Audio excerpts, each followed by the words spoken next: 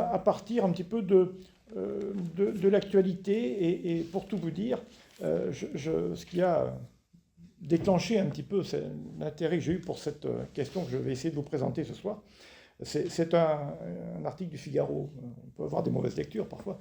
Un article d'Arnaud Tessier où j'ai trouvé une phrase ou deux qui me paraissent vraiment intéressantes, sur laquelle je reviendrai.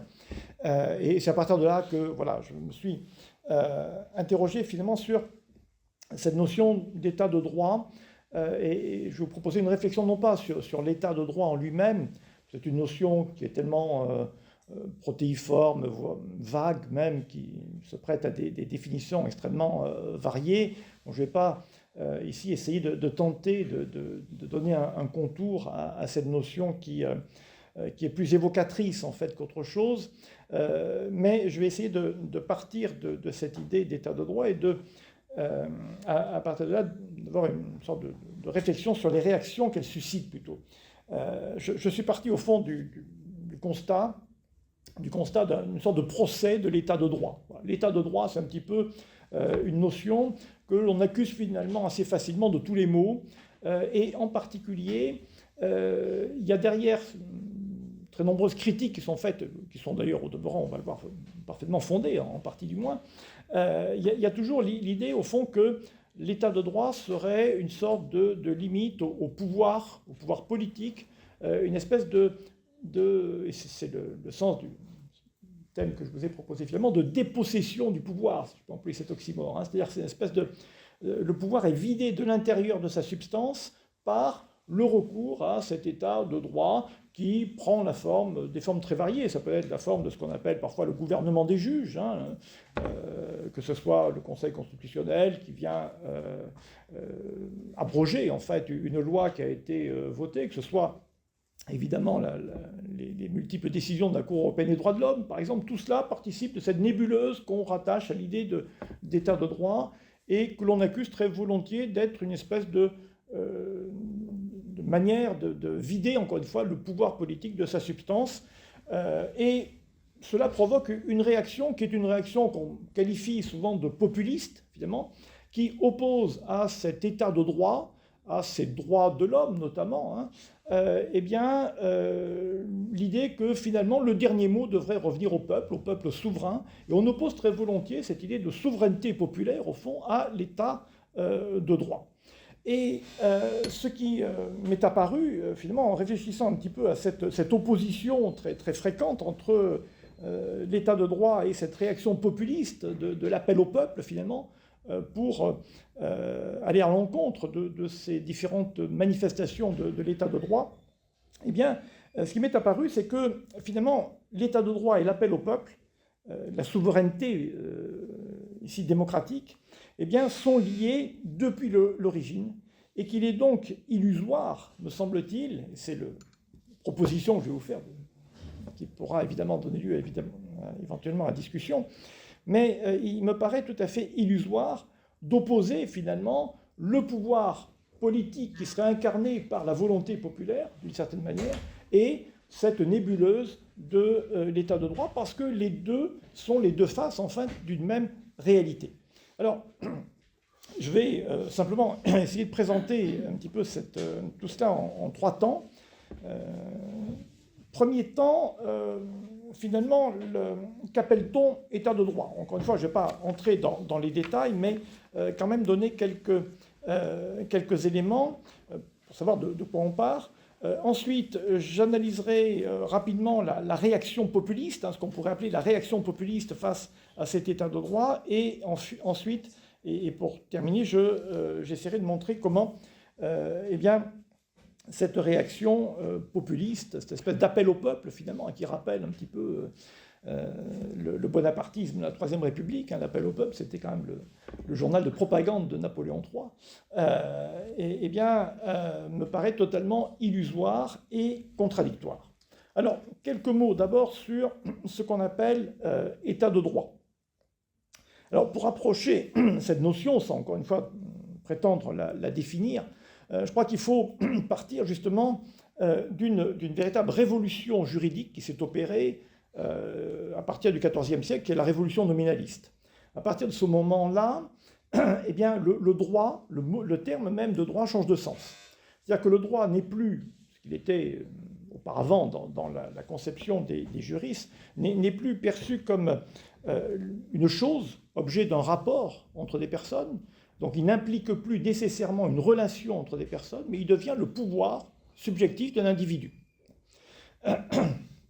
Et cette mutation du sens du droit va donner naissance, je passe très rapidement sur tous ces aspects-là, mais va donner naissance à une nouvelle conception du droit qui va s'incarner en quelque sorte dans la notion de droit subjectif, c'est-à-dire d'un droit qui est conçu comme un pouvoir individuel qui n'a plus besoin d'envisager des personnes en relation, qui peut être conçu uniquement à partir d'un individu, un individu totalement isolé, et dont le droit subjectif est en réalité un pouvoir qui lui est reconnu sur une chose, voire sur d'autres personnes.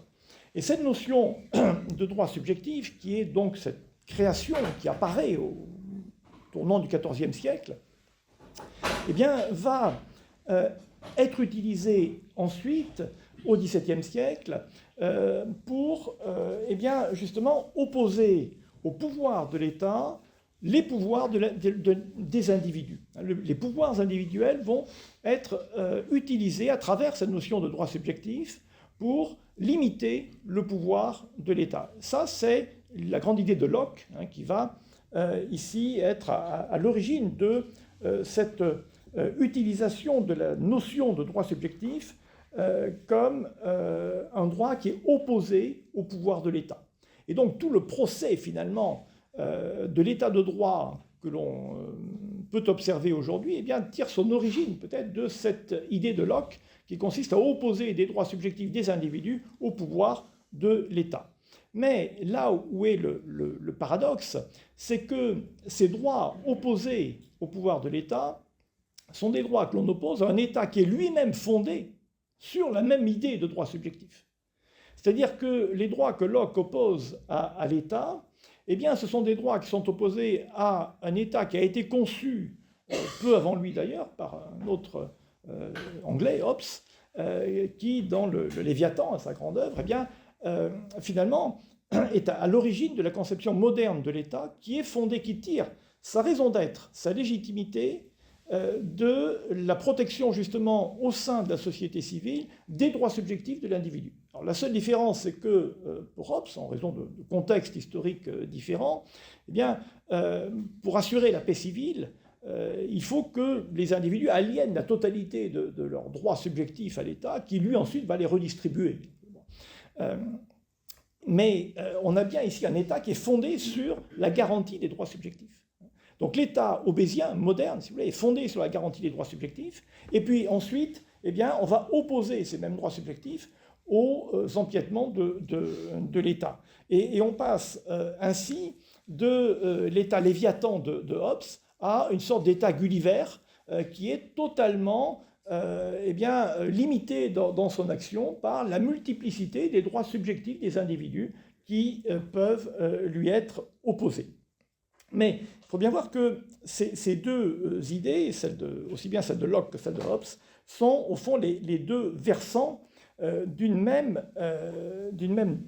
conception du droit qui repose sur cette notion de droit subjectif. Alors, certes, chez Locke, la garantie des droits subjectifs est une limite au pouvoir de l'État, ce qui donnera lieu ensuite aux grandes déclarations de droit anglaises, américaines, puis françaises. Et tout cela eh bien, va donner naissance, d'une certaine manière, à cette notion d'état de droit qui est tirée de la traduction française, en fait, du rule of law britannique, et qui repose sur cette notion de droit subjectif qui est opposé à l'État, mais un État qui lui-même repose sur la garantie des droits, qui fonde sa légitimité. Et finalement, on retrouve ces deux faces de la même médaille, en quelque sorte, en France, dans la Déclaration des droits de l'homme et du citoyen de 1789. Dans la Déclaration des droits de l'homme, vous avez les deux aspects. vous avez l'affirmation à la fois d'un pouvoir absolu, illimité de l'État à travers la définition de la loi comme expression de la volonté générale, qui est un article de la Déclaration des droits de l'homme. Donc on définit la loi uniquement comme expression de la volonté générale, c'est-à-dire que la loi est une pure œuvre de volonté, et à partir du moment où elle n'est qu'une pure œuvre de volonté, elle peut faire ce qu'elle veut. Il n'y a absolument aucune limite théorique à la loi, sauf les droits de l'homme qui sont également énoncés dans la même déclaration. Donc vous avez vraiment les deux faces, vous avez le fondement du pouvoir de l'État, essentiellement du pouvoir de faire la loi, puisqu'à partir de ce moment-là aussi, gouverner, ça devient faire des lois, on gouverne en faisant des lois.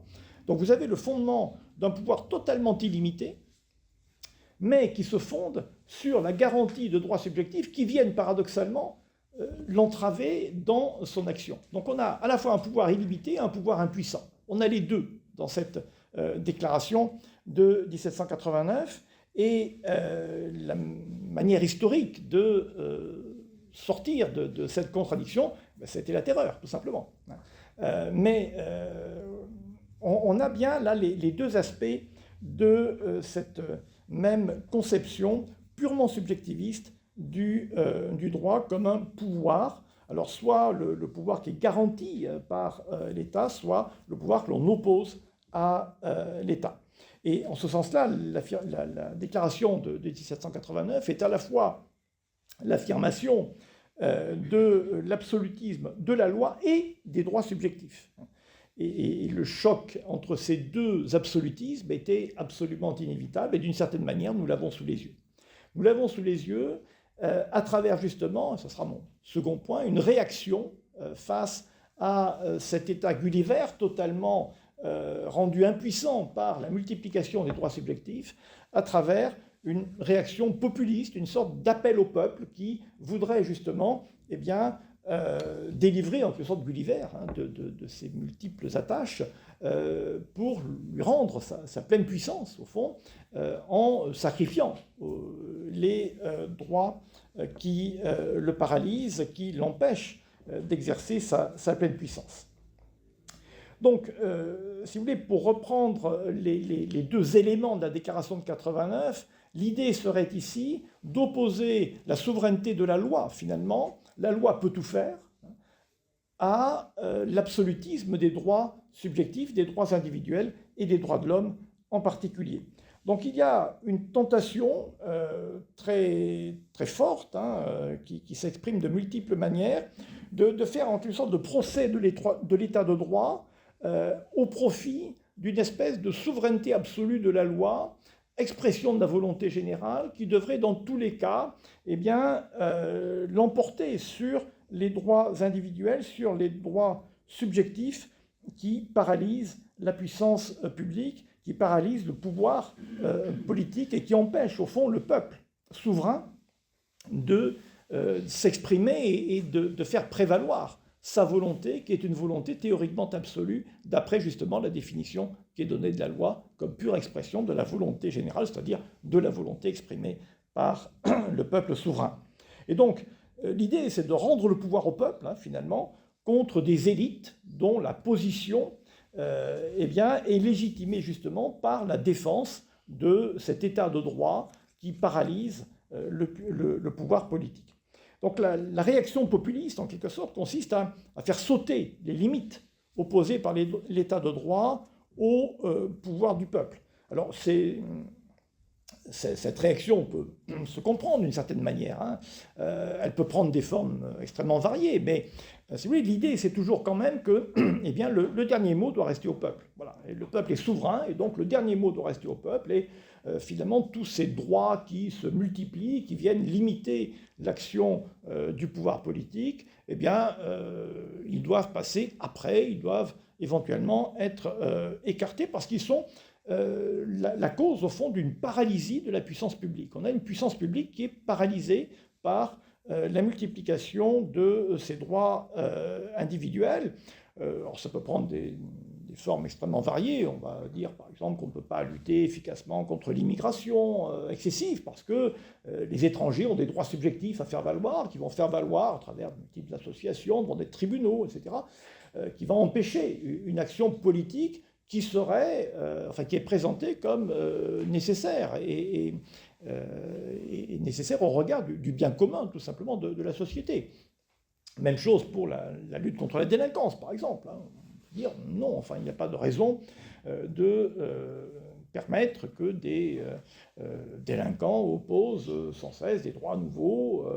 C'est une espèce d'obstacle à une répression tout à fait légitime de la délinquance. Donc, il y a une espèce d'ambiance générale qui fait que on a cette idée que finalement, ces droits subjectifs sont des moyens plus ou moins détournés, au fond, d'empêcher l'État d'exercer un pouvoir qui est, au demeurant, le pouvoir du peuple, avec cette idée de souveraineté ici. Alors, en quoi cette réaction populiste me paraît contradictoire et illusoire. Je vais essayer de montrer, ou moi débaucher quelques éléments de réflexion qui pourront peut-être susciter la discussion, en essayant de montrer que, justement, le pouvoir sans limite du peuple, à travers l'idée de souveraineté, du peuple souverain, et l'état de droit sont liés depuis l'origine. Alors, pour le comprendre, il faut peut-être simplement introduire ici une distinction, qui est une distinction classique, entre la souveraineté populaire et la souveraineté nationale. Lorsque, au moment de la Révolution, dans cette semaine de juin 1789, où tout bascule finalement, où le transfert de souveraineté s'opère, hein, comme l'a très bien montré Emmanuel de Varesquiel dans son livre absolument lumineux, je trouve, sur cette semaine où tout se joue finalement. Et il montre bien comment il y a un transfert de souveraineté qui s'opère à ce moment-là, en France, du roi, non pas au peuple lui-même, mais à la nation représentée. C'est-à-dire à la nation à travers ses représentants. Et donc il y a au même moment à la fois l'affirmation d'un transfert de souveraineté de la personne du roi à cette entité qu'est la nation, mais à travers ses représentants. Et de sorte que ce transfert de souveraineté fait naître d'emblée un pouvoir démocratique, hein, si on veut, mais un pouvoir démocratique qui est immédiatement capté par ce qu'on appellerait aujourd'hui une élite, avec tous les guillemets nécessaires, bien entendu. Hein.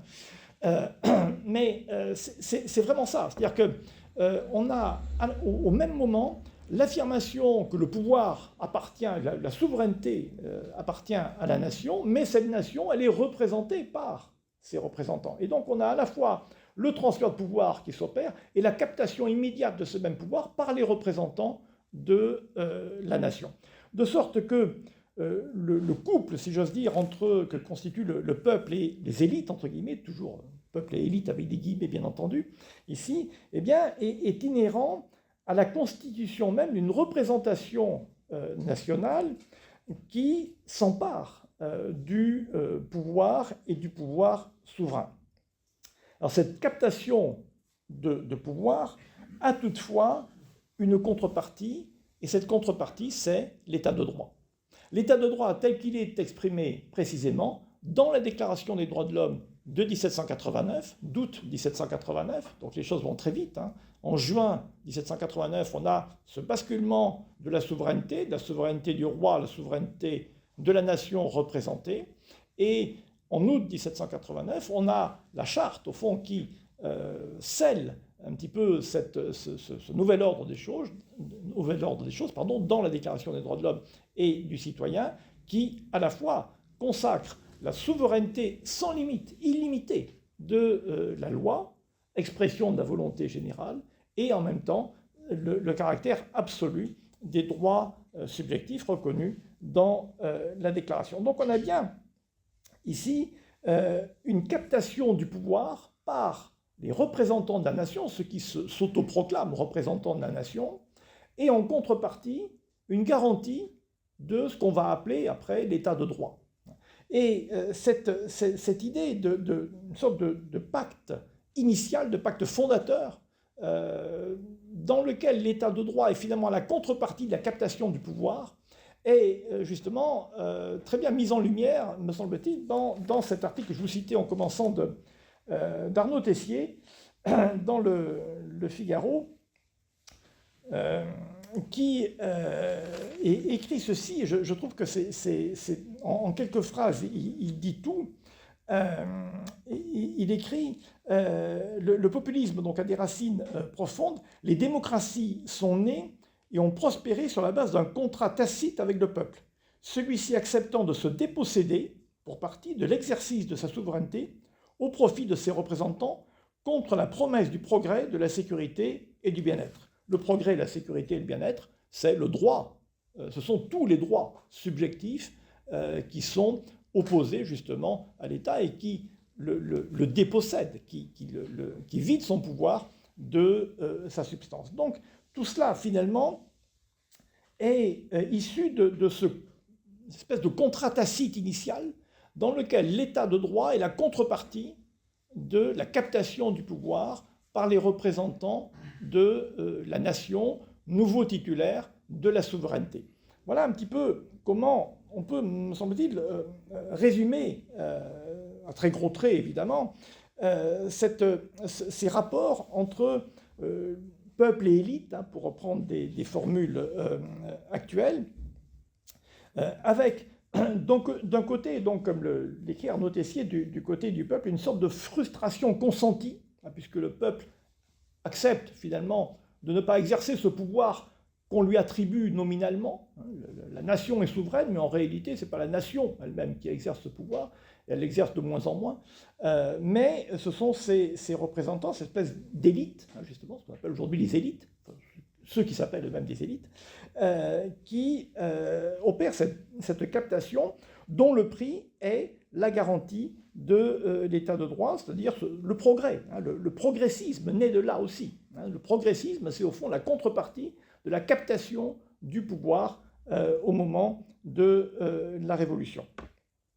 Donc on a un pouvoir politique exercé par une représentation nationale qui est un pouvoir qui repose sur la garantie des droits subjectifs qui le vide, ce pouvoir, en même temps de sa substance. C'est-à-dire que ce pouvoir nouveau qui naît de la Révolution, c'est un pouvoir qui d'emblée est dépossédé par ce qui le fonde, en quelque sorte.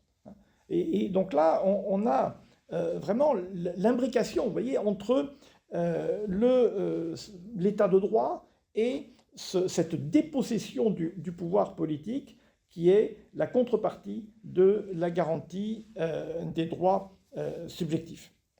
Ce pouvoir donc n'a pas pour finalité ici le bien commun, hein, il a pour finalité et pour fondement la garantie des droits subjectifs. Alors, dès lors, ce pouvoir est dépossédé, il ne peut plus rien faire parce que, eh bien, on va toujours lui opposer des droits nouveaux, et ces droits nouveaux, c'est tout le paradoxe, c'est lui-même qui les crée. C'est lui-même qui les crée pour justement justifier de plus en plus ce pouvoir qui lui échappe.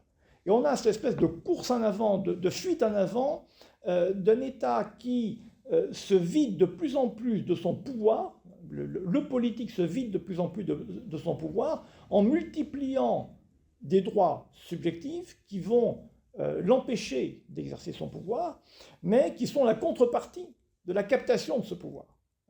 Et donc, dès lors, finalement, eh bien, essayer de faire un appel au peuple pour aller à l'encontre de l'état de droit me paraît totalement illusoire parce que, justement, eh bien,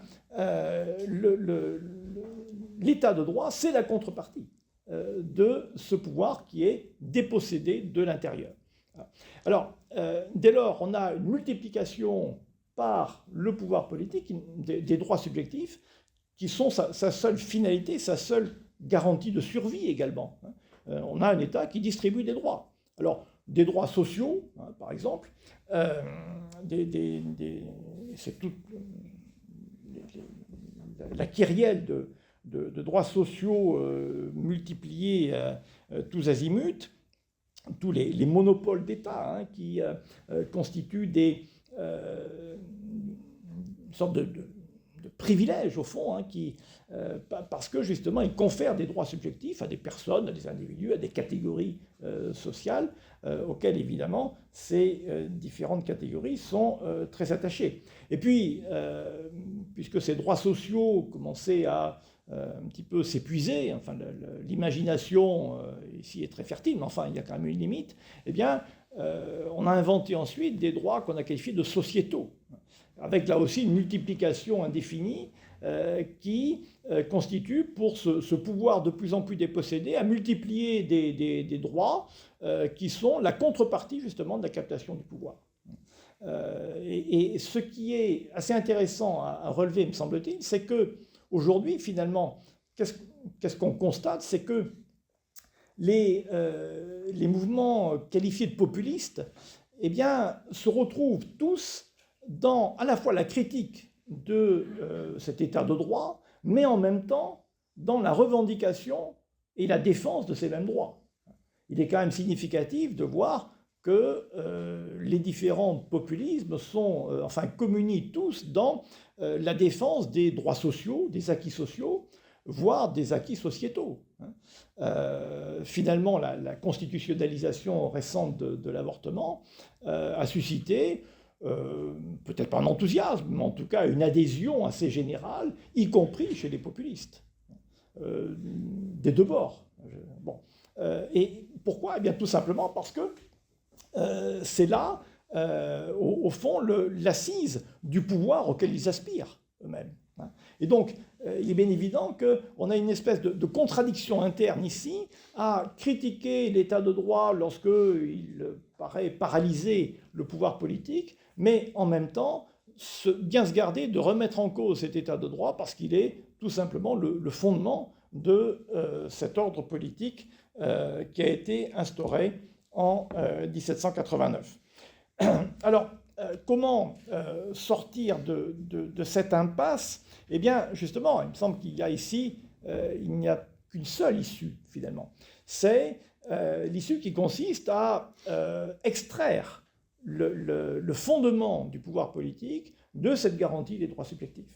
C'est-à-dire qu'il s'agit de réintroduire dans l'organisation politique, au fond, un pouvoir qui soit un pouvoir véritablement indépendant et qui n'ait pas à fonder sa légitimité sur une contrepartie quelconque qu'il assurerait par la bienveillance de ce qu'on appelle quand même, l'expression est assez effrayante si on réfléchit 2 secondes, un État-providence. C'est-à-dire que c'est l'État-providence, c'est l'État qui se substitue à Dieu, qui crée justement le droit au bonheur, etc., qui multiplie les bienfaits accordés aux citoyens, mais finalement ce qui le paralyse est en même temps ce qui le fonde. Ce qui paralyse le pouvoir politique est en même temps ce qui le fonde, et donc évidemment on ne peut pas sortir de cette impasse-là.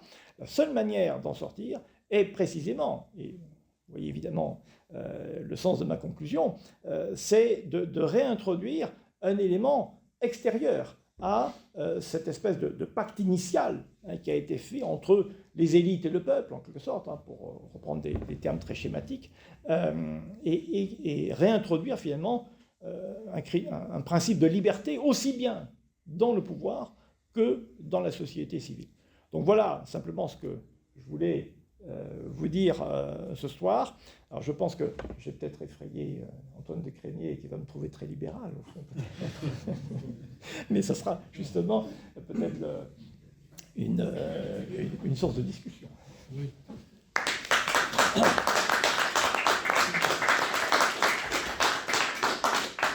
Alors dans votre propos, je relève 2 choses que je partage tout à fait. Les révolutionnaires, après s'être débarrassés du roi et de l'aristocratie, se méfient du peuple. Ils ont des phrases, mais un mépris pour la démocratie qui est extraordinaire. Vous avez ces propos dans ce livre que je vous conseille, de Dupuy-Déry, « Démocratie, histoire d'un mot », qui démontre que des 2 côtés de l'Atlantique, les pères de la démocratie sont tous farouchement antidémocrates. Ils le disent. Donc ils ont inventé à ce moment-là la démocratie représentative, effectivement. Nous sommes le peuple. L'oligarchie parlementaire est fondée là-dessus. C'est quand même extraordinaire. Et deuxième chose, sur laquelle on pourrait peut-être gloser davantage, c'est la disparition du droit. Le droit était toujours, alors il y a eu la cassure nominaliste, c'est vrai, mais le droit était toujours lié à la justice. Le droit, c'est trouver la solution juste. Dans la mesure où, avec le nominalisme, le juste disparaît, on ne sait plus. Le droit, c'est quoi? C'est uniquement le droit positif, c'est-à-dire posé là, légalement, par l'État. Il n'y a rien à dire. Toutes les lois sociétales qui nous ont fait hurler dans beaucoup de cas sont légales. On regarde la loi aujourd'hui. Oui, tout à fait.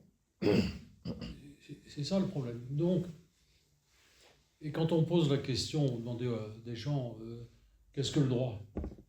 Là, pour eux, c'est l'ensemble des lois.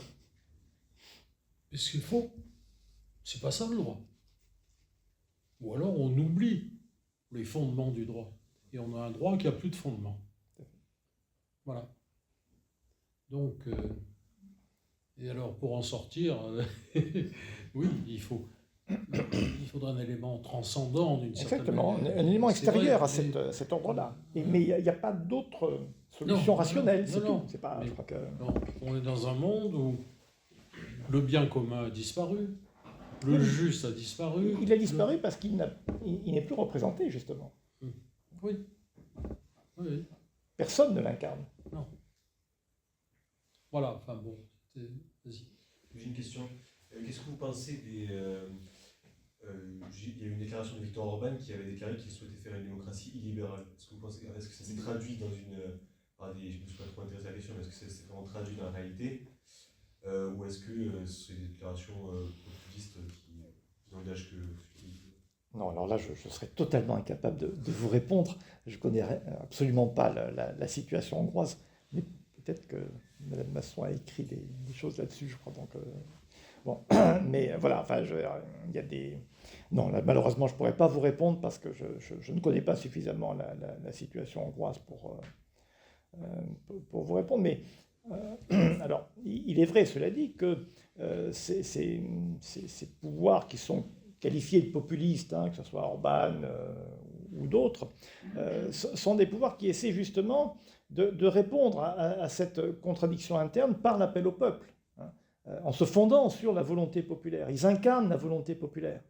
Et c'est cette volonté populaire qu'ils entendent opposer à cette multiplication des droits subjectifs qui vide, encore une fois, de sa substance le pouvoir lui-même. Mais il y a là quand même une contradiction interne dans la mesure où les deux sont liés, justement. On ne peut pas séparer les deux. C'est la même réalité, en réalité. C'est-à-dire que le pouvoir du peuple, il est fondé sur cette conception de l'État comme étant la garantie des droits subjectifs. Et donc, à partir de là, il est illusoire, me semble-t-il, de prétendre opposer la souveraineté du peuple aux droits subjectifs. C'est le fondement même. Les droits subjectifs sont le fondement de la souveraineté du peuple. Donc on ne peut pas en sortir. On ne peut pas en sortir si on ne réintroduit pas, justement, dans l'ordre constitutionnel. Là, je reviens quand même un petit peu au thème que vous m'aviez proposé initialement. Si on ne réintroduit pas dans l'ordre constitutionnel une instance qui soit purement politique et dont la finalité soit uniquement justement le bien commun temporel de la société politique. Alors que les pouvoirs, tous les pouvoirs démocratiques au sens moderne du terme, sont des pouvoirs qui se prétendent fondés justement sur le droit, mais sur un droit, bien sûr, totalement, qui a changé de sens, qui est ce droit subjectif que j'ai évoqué tout à l'heure.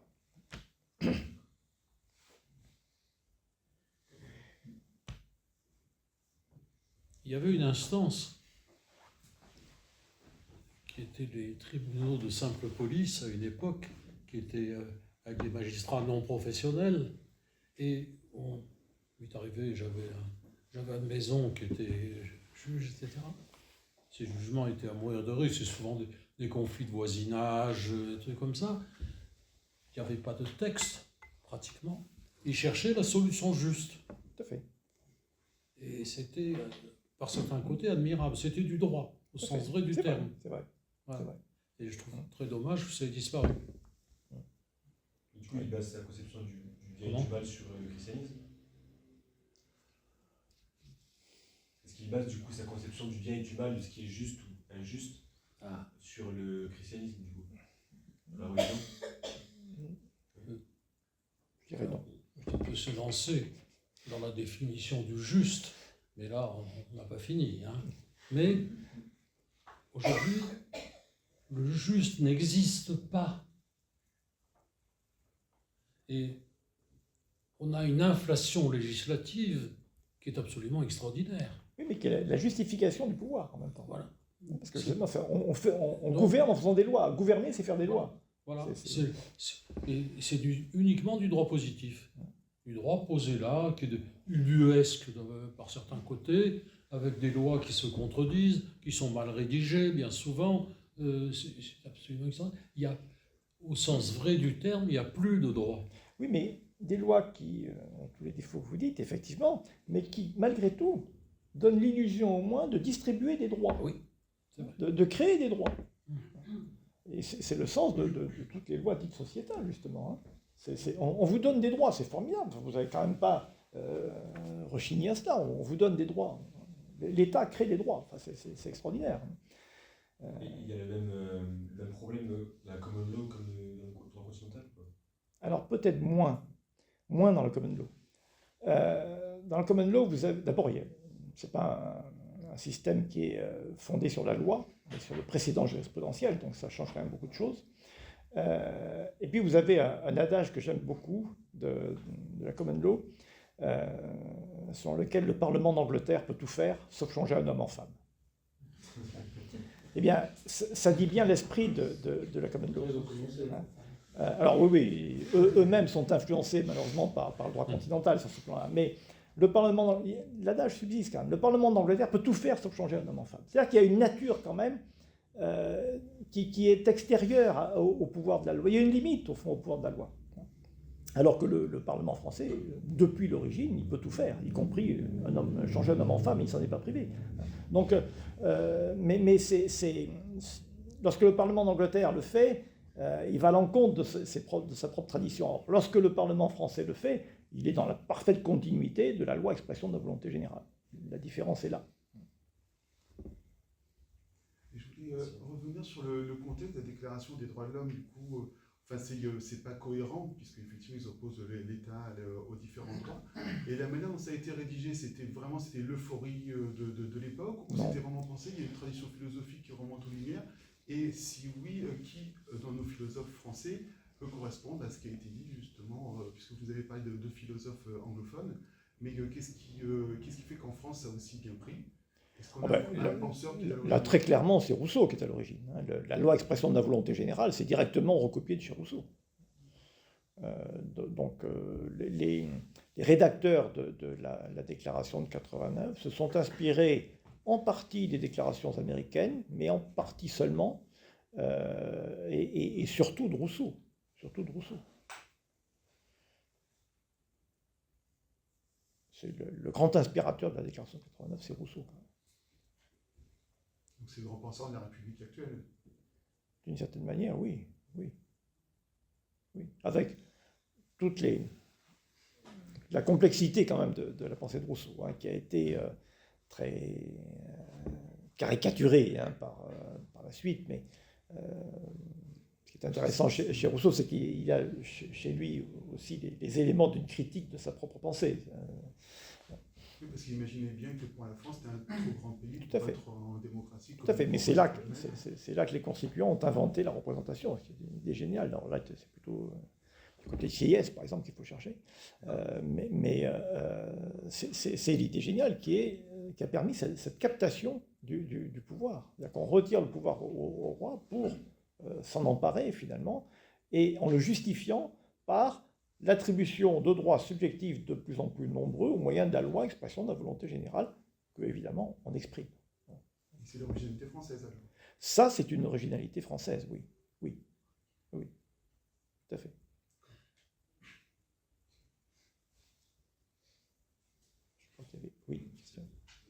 Est-ce que vous pourriez donner un pays qui, à votre avis, articule une bonne harmonie entre l'esprit et la lettre de la Constitution, ce que vous jugeriez être un bon état de droit et sa mise en œuvre dans son système légal, judiciaire et administratif? Question, c'est un peu vaste. question très vaste. Alors, je ne voulais pas aborder de front la notion d'état de droit, mais vous avez raison de m'y ramener. J'accepte très volontiers. Je crois qu'on peut avoir effectivement une conception juste de l'état de droit, à condition, comme le disait Antoine Crémier, de revenir à ce qu'est le droit.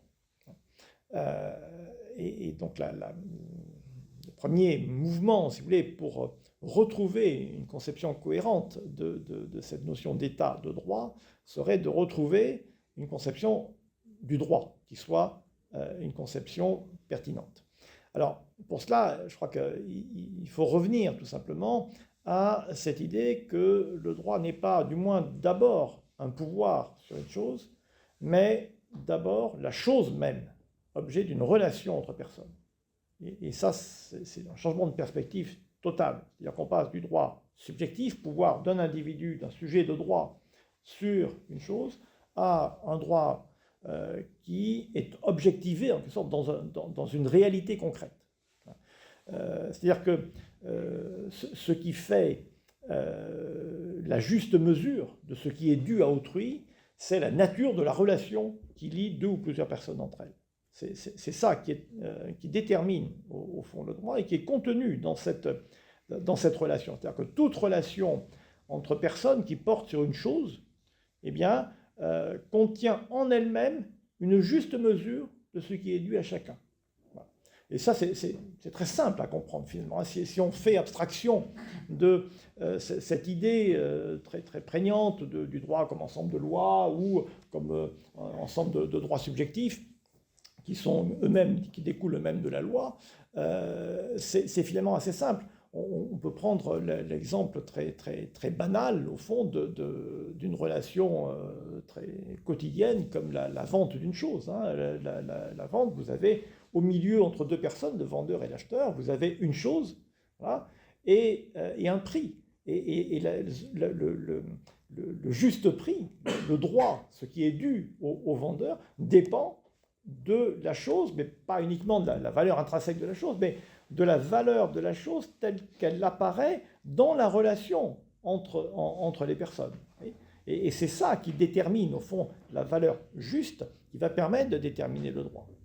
Et pour cela, on peut avoir besoin d'outils tels que la loi, qui peut donner des indications, mais la loi n'est qu'un moyen de discerner dans la nature de la relation elle-même ce qui est juste. Ce qu'il est juste de reconnaître, d'attribuer à chacun dans cet échange qui lie entre elles deux ou plusieurs personnes.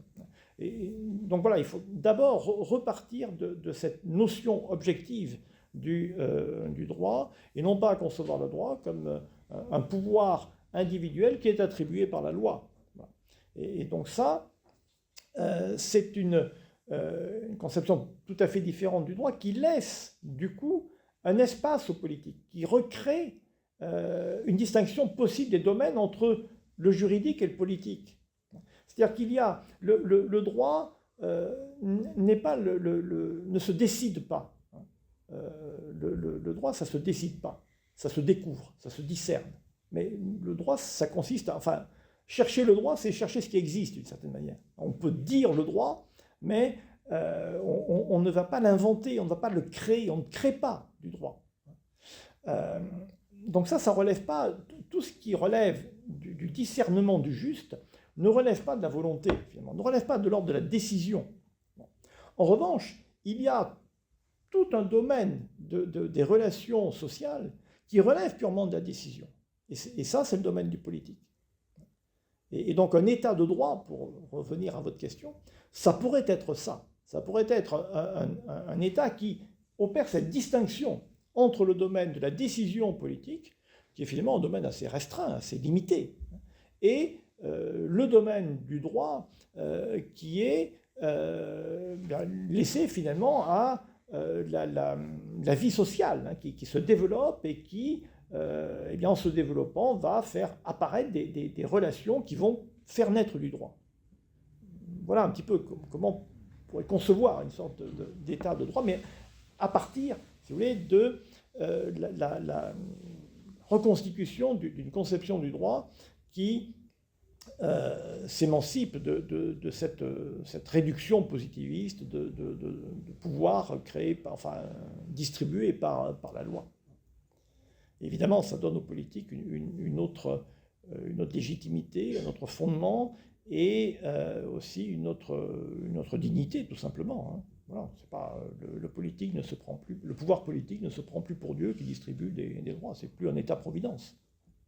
C'est un État qui reste à sa place et qui prend en revanche, qui a les moyens de prendre dans son domaine des décisions qui sont orientées, ordonnées au bien commun.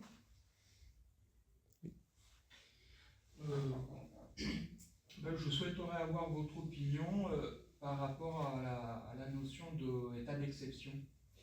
Si c'est une notion qui n'a rien à voir avec tout ce qui a été évoqué, ou si c'est une notion qu'il faudrait peut-être évoquer. Je sais que c'est beaucoup lié à Carl Schmitt. La question de la souveraineté, Schmitt, d'autres aussi, mais à la question de la souveraineté, à différentes questions, mais voilà, je souhaiterais avoir un peu votre point de vue sur ça, si c'est de niche ou pas. Alors j'avoue que j'ai jamais été vraiment convaincu par la conception schmittienne de l'état d'exception, qui me paraît réduire la décision politique à des situations qui sont des situations justement exceptionnelles, comme s'il y avait une sorte de dérogation par le politique à un état dans lequel le politique finalement n'aurait pas vraiment à intervenir. Je pense moi je suis plutôt, j'irais plutôt dans le sens justement de cette distinction des domaines, hein, où il y a un domaine du politique qui a une légitime autonomie dans son domaine et qui n'est pas forcément lié à cette notion d'état d'exception qui soit se réduit à des situations marginales, soit au contraire. Et c'est aussi l'une des interprétations possibles de l'état d'exception de Schmitt, qui tente au contraire, à étendre le domaine de l'état d'exception à des situations extrêmement nombreuses où finalement tout se décide par justement le pouvoir politique. Ça, c'est un risque. C'est un risque. Et ça, il l'avait évoqué. Oui, c'est un risque, mais enfin c'est un risque qui est contenu dans la notion... Oui, mais c'est un risque qui est contenu dans la notion même d'état d'exception, d'une certaine manière. Donc c'est un risque, si on veut, mais enfin, je trouve qu'il y a une certaine duplicité chez Schmitt quand même, hein, parce que il présente cela comme état d'exception, il présente effectivement les dangers de l'état d'exception, enfin, il donne quand même des instruments de la réalisation du danger, d'une certaine manière.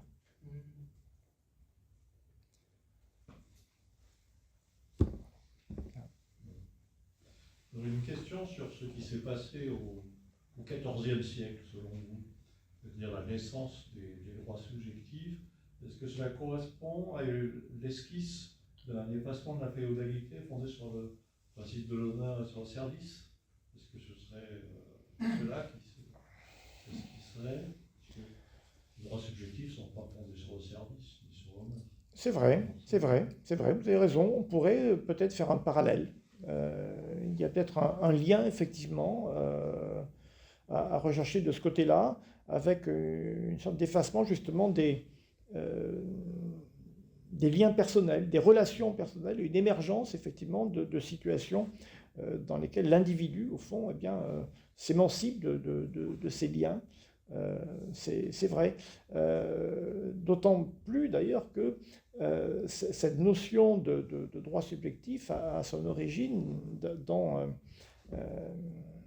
une hérésie, en fait, hein, l'hérésie des spirituels franciscains qui ont justement voulu s'émanciper de tout ce réseau de relations dans lesquelles ils étaient impliqués pour défendre une conception radicale, certes, de la pauvreté, mais surtout très individuelle. Toute une querelle très, très, très passionnante ici entre les spirituels franciscains et Jean XXII, le pape juriste Jean XXII d'Avignon, sur la propriété. Les franciscains spirituels refusaient la propriété. Et refuser la propriété, c'est finalement refuser de dépendre d'autrui. Hein, c'est refuser tout lien avec autrui. La propriété met forcément en relation, enfin la propriété au sens classique du terme, met en relation les personnes entre elles. Et ce courant de l'ordre franciscain a refusé justement la propriété au nom d'une exigence purement individuelle de pureté morale. Et Jean XXII les a excommuniés pour ça. Comment ? En opposition au thomisme, bien sûr, oui, tout à fait.